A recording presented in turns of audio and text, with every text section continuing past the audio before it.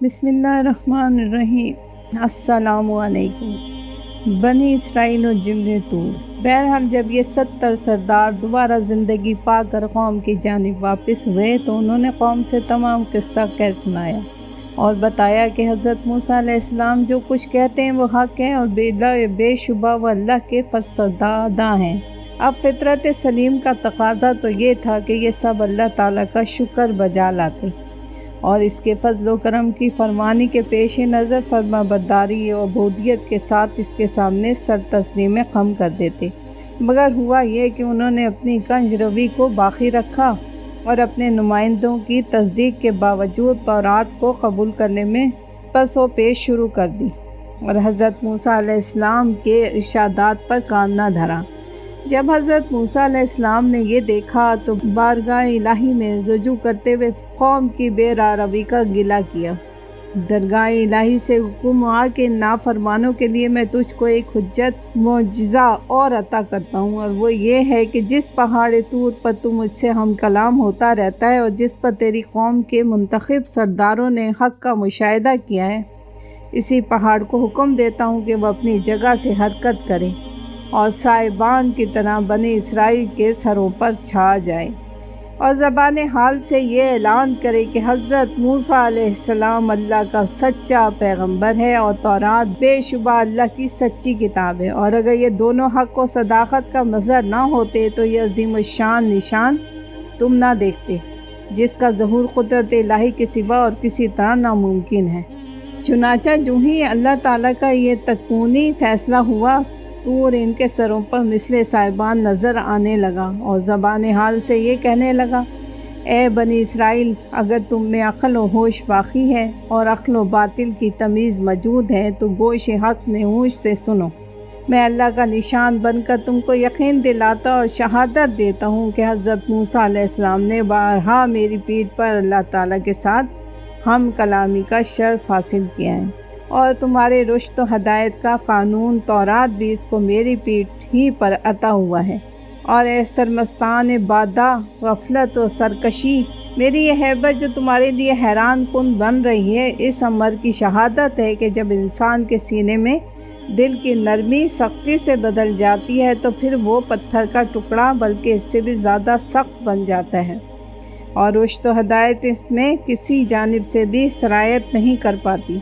دیکھو، میں پتھر کے ٹکڑوں کا مجمع پہاڑ ہوں، لیکن اللہ کے حکم کے سامنے سر تسلیم خم کیے کس طرح عبودیت کا مظاہرہ کر رہا ہوں، مگر تم ہو کہ انانیت اور خودی کے گھمنڈ میں کسی حالت میں بھی نہیں کو ہاں سے بدل دینے کے لیے تیار نہیں۔ سچ ہے پھر تمہارے دل سخت ہو گئے سو وہ ہو گئے جیسے پتھر یا ان سے بھی سخت۔ بنی اسرائیل نے جب یہ نشان دیکھا تو اب اسے وقتی خوف و دہشت کا ثمرہ سمجھیے، یا علی عروس الشہادت اللہ کے عظیم الشان نشان کے مشاہدے کا نتیجہ۔ یقین کیجئے کہ بنی اسرائیل تورات کی جانب متوجہ ہوئے اور حضرت موسیٰ علیہ السلام کے سامنے اس کے احکام کی تعمیر کا اقرار کیا۔ تب اللہ تعالیٰ کا فرمان ذیشان ہوا، اے بنی اسرائیل، ہم نے جو کچھ تم کو دیا ہے اس کو مضبوطی کے ساتھ لو اور جو احکام اس تورات میں درج ہیں ان کی تعمیر کرو تاکہ تم پرہیزگار اور متقی بن سکو۔ مگر افسوس کہ بنی اسرائیل کا یہ عہد و میثاق ہنگامی ثابت ہوا اور زیادہ عرصے تک وہ اس پر کاربند نہ رہ سکے اور حسب عادت پھر خلاف ورزی شروع کر دی۔ سینا کے جس میدان میں اس وقت بنی اسرائیل موجود تھے یہ سرزمین فلسطین سے قریب تھا، اور ان کے باپ دادا حضرت ابراہیم علیہ السلام، حضرت اسحاق علیہ السلام اور حضرت یعقوب علیہ السلام سے اللہ کا وعدہ تھا کہ تمہاری اولاد کو پھر اس سرزمین کا مالک بناؤں گا اور وہ یہاں پھولے پھلے گی۔ لہٰذا حضرت موسیٰ علیہ السلام کی معرفت اللہ کا حکم ہوا کہ اپنی قوم سے کہو کہ ارض مقدس میں داخل ہوں اور وہاں کے جابر و ظالم حکمرانوں کو نکال کر عدل و انصاف کی زندگی بسر کریں۔ ہم وعدہ کرتے ہیں کہ فتح تمہاری ہوگی اور تمہارے ظالم دشمن ناکام ہوں گے۔ حضرت موسیٰ علیہ السلام نے اس سے پہلے کہ بنی اسرائیل کو ارض مقدس میں داخل ہونے کے لیے آمادہ کریں 12 آدمیوں کو تفتیش حال کے لیے بھیجا وہ فلسطین کے قریبی شہر اریا میں داخل ہوئے اور تمام حالات کو بغور دیکھا۔ جب وہ واپس آئے تو حضرت موسیٰ علیہ السلام کو بتایا کہ وہ بہت جسیم اور تن و توش کے زبردست ہیں اور بہت قوی ہیکل ہیں۔ حضرت موسیٰ علیہ السلام نے فرمایا کہ جس طرح تم نے مجھ سے ان کے متعلق کہا ہے، قوم کے سامنے نہ کہنا، اس لیے کہ عرصہ دراز کی غلامی نے ان کے حوصلے پست کر دی ہیں اور ان کی شجاعت خودداری اور ہمت کی جگہ بزدلی، ذلت اور پستی ہمت نے لے لی ہے۔ مگر آخر یہ بھی اسی قوم کے افراد تھے، نہ مانے اور خاموشی کے ساتھ قوم کے سامنے دشمن کی طاقت کو خوب بڑھا کر ذکر کیا۔ البتہ صرف 2 شخص یوشع بن نون اور کالب نے حضرت موسیٰ علیہ السلام کے حکم کی پوری تعمیل کی، اور انہوں نے بنی اسرائیل سے ایسی کوئی بات نہ کہی جس سے ان کی ہمت و شکست ہو۔ اب حضرت موسیٰ علیہ السلام نے بنی اسرائیل سے کہا کہ تم اس بستی اریحا میں داخل ہو جاؤ اور دشمن کا مقابلہ کر کے اس پر قابض ہو جاؤ، اللہ تمہارے ساتھ ہے۔ بنی اسرائیل نے یہ سن کر جواب دیا کہ حضرت موسیٰ علیہ السلام، وہاں تو بڑے ظالم لوگ بستے ہیں، ہم تو اس وقت تک اس بستی میں داخل نہ ہوں گے جب تک وہ وہاں سے نکل نہ جائیں۔ افسوس، بدبختوں نے یہ نہ سوچا کہ جب تک ہمت و شجاعت کے ساتھ ان کو یہاں سے نہ نکالیں گے تو یہ ظالم خود کیسے نکل جائیں گے۔ یوشع اور کالب نے جب یہ دیکھا تو قوم کو ہمت دلائی اور کہا، شہر کے پھاٹک سے گزر جانا کچھ مشکل نہیں ہے، چلو اور ان کا مقابلہ کرو، ہم کو پورا یقین ہے کہ تم ہی غالب رہو گے۔ لیکن بنی اسرائیل پر اس بات کا بھی کوئی اثر نہ ہوا اور وہ بدستور اپنے انکار پر قائم رہے،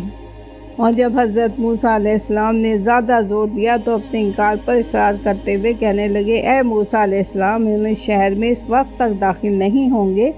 جب تک وہ اس میں موجود ہیں، بس تو اور تیرا رب دونوں جاؤ اور ان سے لڑو، ہم تو یہیں بیٹھے ہیں، یعنی تماشا دیکھیں گے۔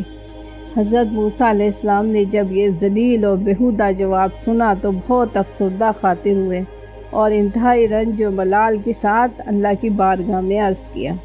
بار الہی، میں اپنے اور حضرت ہارون علیہ السلام کے سوا کسی پر قابو نہیں رکھتا،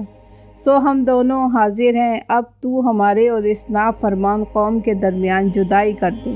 یہ تو سخت نااہل ہیں۔ اللہ تعالیٰ نے حضرت موسیٰ علیہ السلام پر وحی نازل فرمائی،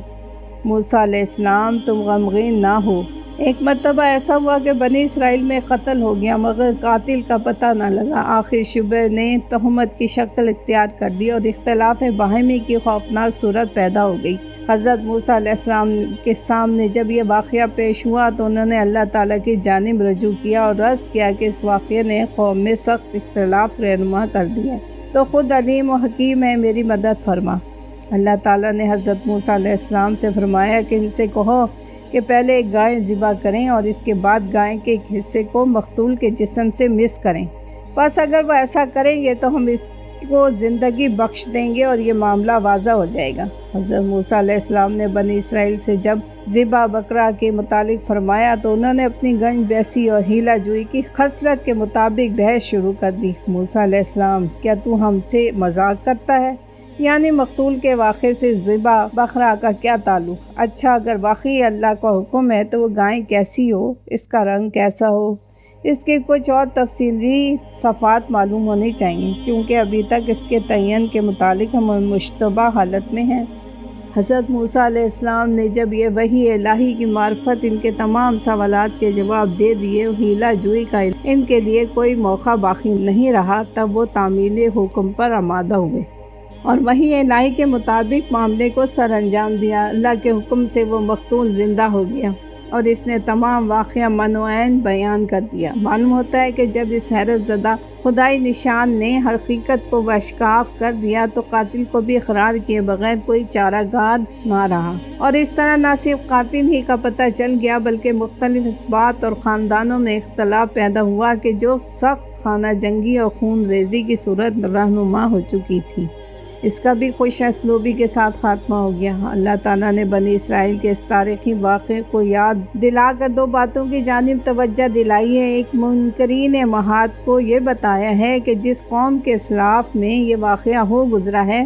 وہ آج تک اس تاریخی واقعے کی شاہد ہیں، لہٰذا جس طرح اللہ نے اس وقت مردے کو زندہ کر کے اپنی قدرت کا مظاہرہ کیا تھا، تم بھی سمجھ لو وہ قیامت کے دن بھی اسی طرح مردے کو زندگی عطا فرمائے گا۔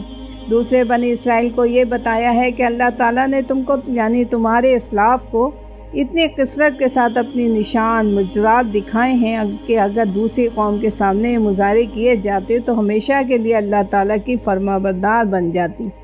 اور اس کے دل میں ایک لمحے کے لیے بھی یہ نافرمانی کا ارادہ نہ گزرتا، لیکن تم اور تمہارے اسلاف پر یا تو اثر ہی نہ ہوا،